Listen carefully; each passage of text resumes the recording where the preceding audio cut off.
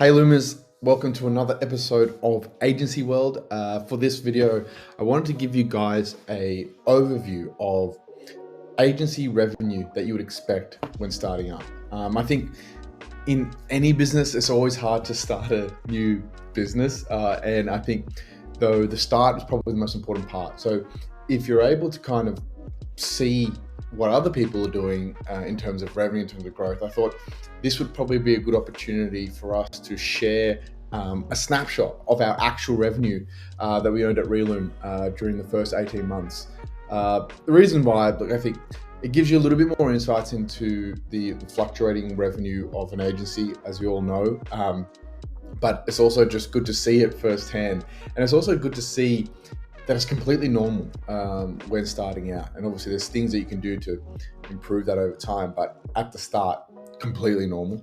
And also as well, when you can start earning, we expect to start earning a decent actual income from freelancing or agency work. So it's good to see these in real time as someone who's actually done it. So I thought it would be good for us, just to share and see what you think, but also not to compare numbers or show growth, but it's really to compare the strategies and the initiatives we took that impacted our revenue growth. So it's all well and good to see revenue growth and actual numbers, but it's also good to see what we actually did to improve that over time.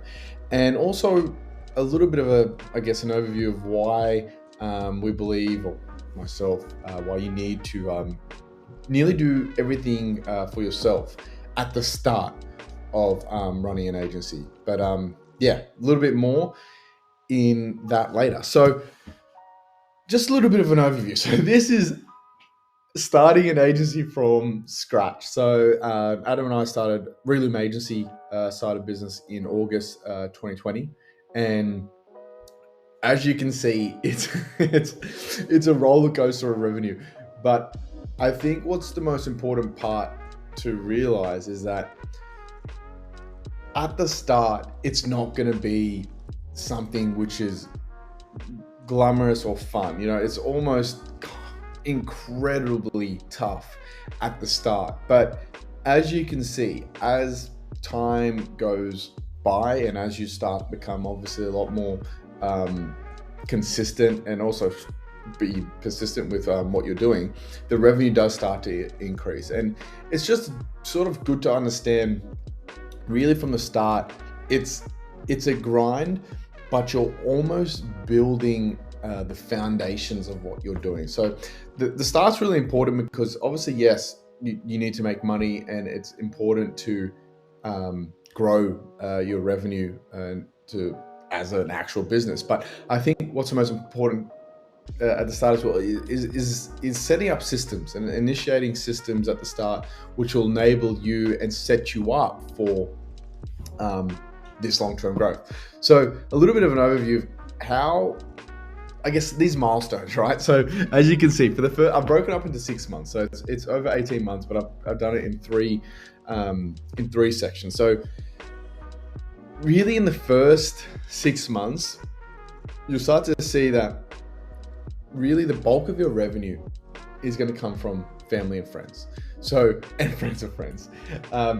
That's going to be the start. That's where you're going to be able to drive a lot of your revenue from people that you know, people that know, people that obviously know what you're doing and share your contacts. So get ready at the start to be really focused on hitting up everyone. And it can range. This is where it gets interesting, right? Because it ranges.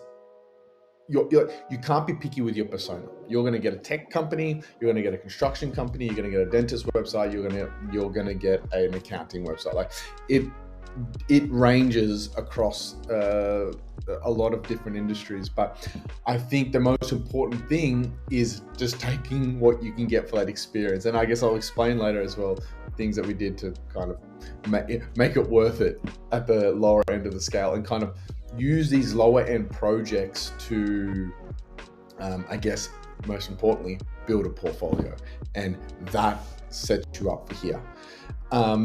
So at the start, expect lower numbers, but just know that you got to be begging people that you know. This is an interesting thing. So after obviously 6 months in Jan, it's crazy. Like, no joke. It is really hard mentally. It's really exciting, as you can see. Like, I'm starting an agency, and this is something that I can't wait to do. And then you get in, and you actually end up figuring out it's a proper grind in the sense of managing cash flow, managing clients, and it's not the most glamorous thing to pick. But what we actually strongly considered shutting down at the start of Jan in 2021.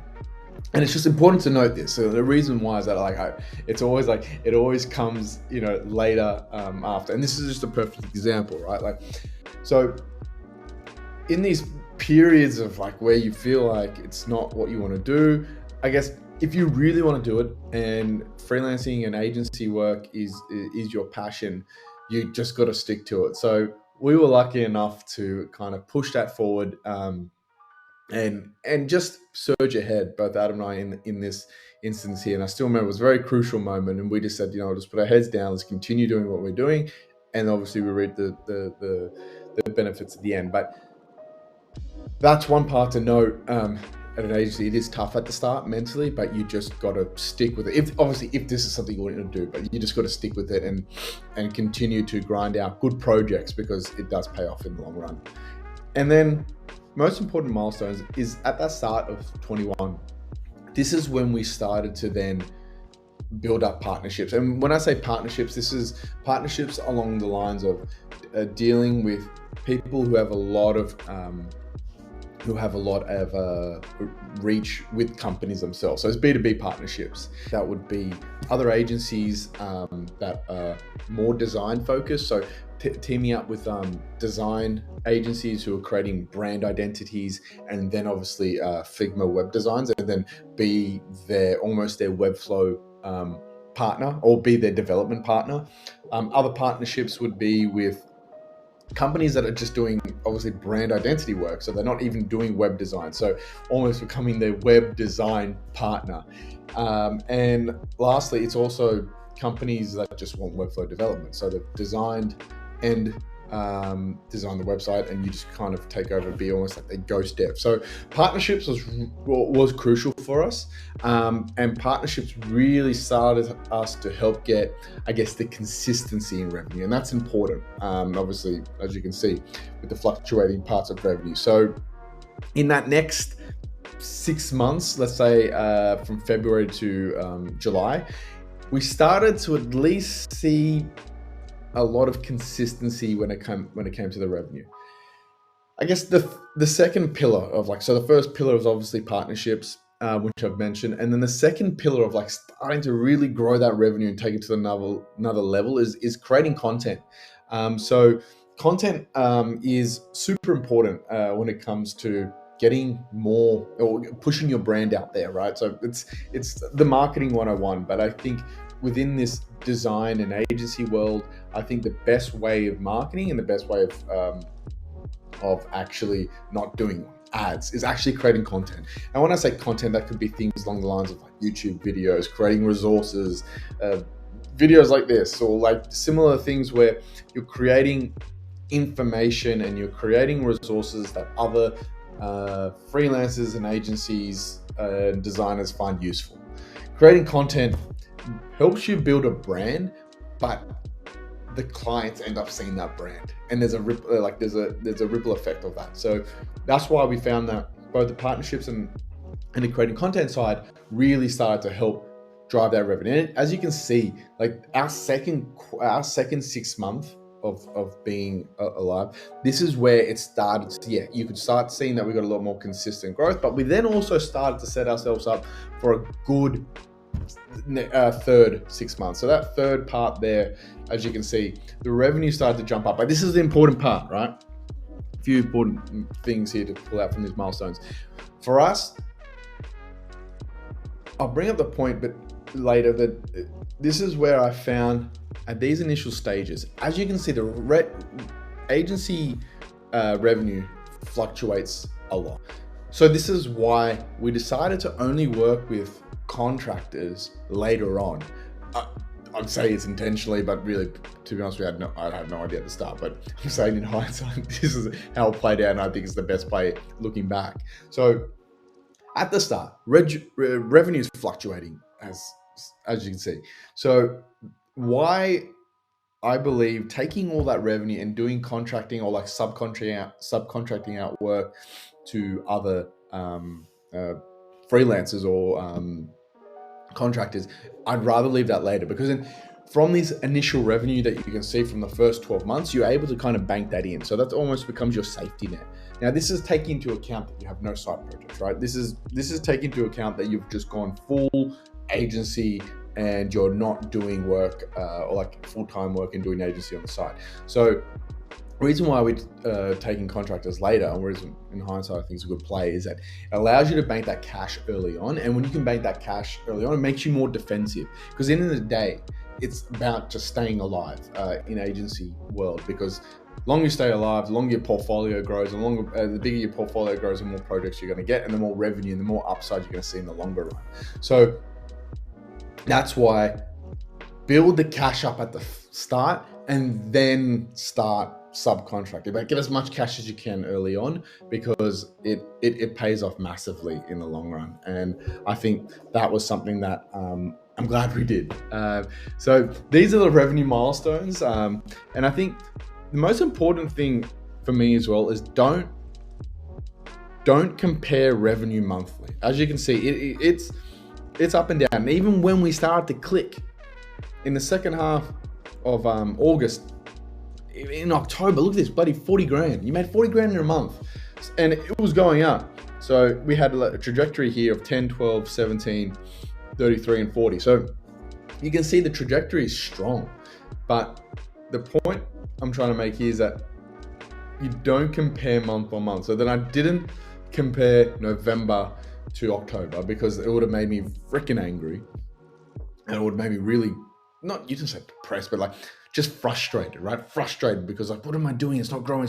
So one thing that I took from revenue growth, and one thing I took to take into account more importantly, is do it more in quarters. Or this is obviously, I broke this up into 3 months, but break it down into quarters over the year, because it helps you get a better picture of how you're going. So this previous graph shows our revenue is growing quite well, but obviously it's fluctuating, but this kind of gives you a healthier picture of how we actually went in a year or over 1.5 years. So I'd highly recommend compare revenue over longer blocks, because it gives you a better understanding of your growth.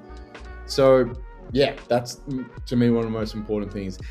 The other thing that I find really important here to note from this breakdown is the revenue per project.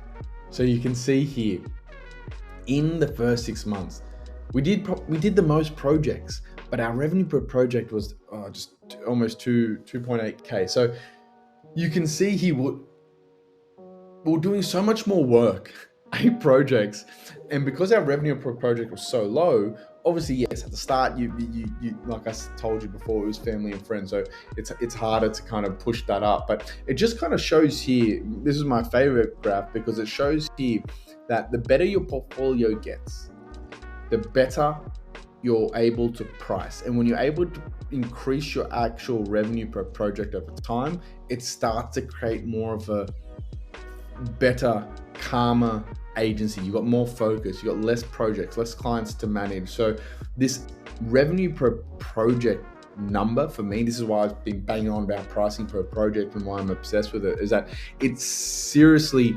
impacts the longevity of your agency. So it's really important for you to really hone in this and really make sure that over time you're bumping that up. So you're doing less projects, you're actually getting more revenue over time. So yeah, that's one thing I found as an insight, that man, like we were doing seven projects, and I was like, this is so much better. Like life was why are we unstressing? Why are we angry? Or why is it not frustrating? Or why does it feel better? And it really comes down to the number of clients that you're managing in terms of projects, and obviously bumping up that revenue per project.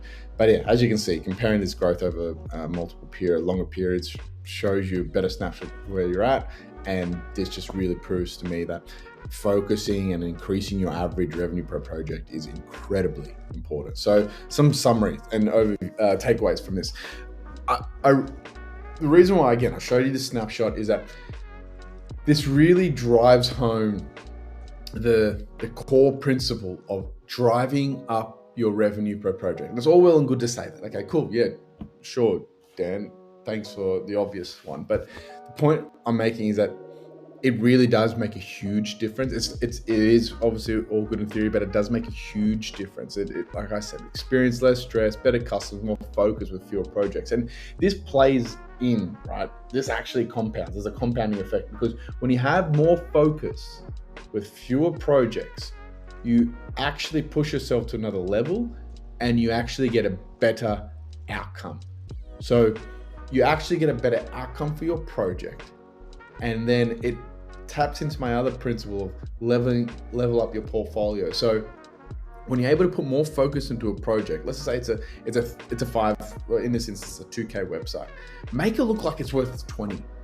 Do everything and anything. I know the client obviously wins because they got a 20K worth looking project for 2K, but do everything and anything in your power to make sure that you make that 2K website look like worth is 20, because then over time your portfolio becomes something of it becomes a center of your business. And not only does it become a reference that new clients come and see when they're like, hey, you use Reloom, want to work with Reloom? Oh my God, you did these guys, here you go. And we experienced that, to be honest.